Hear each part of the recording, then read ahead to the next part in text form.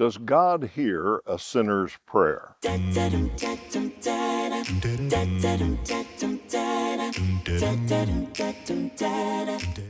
Our first thought might be, well, we're all sinners, so I hope He hears our prayers. But what people are really asking in that question is, does God listen to or answer the prayer of an unbeliever? Now there's a verse that says in John 9:31, we know that God does not listen to sinners. He listens to the godly person who does His will. This verse is a great example of why we always check the context of a verse. Who's speaking? What's the situation? In this case, the speaker was a blind beggar who had been healed by Jesus. The religious leaders, the enemies of Jesus, had called Jesus a sinner. He wasn't a godly man, they thought, and they'd called the beggar in to question him about Jesus. They insisted that the sinner tell them that Jesus was really a sinner, and his reply is actually very funny. In John 9:25, the beggar said, "Whether he is a sinner or not, I do not know. But one thing I do know, I was blind, but now I see." And then in verse 31, he expresses a logical opinion. It's his opinion, but it's very logical.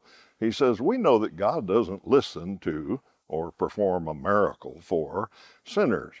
He listens to the godly person who does His will.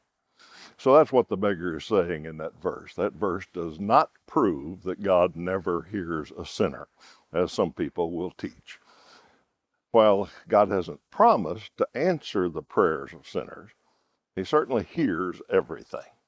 If you're a sinner looking for answers in life, listen to what God says.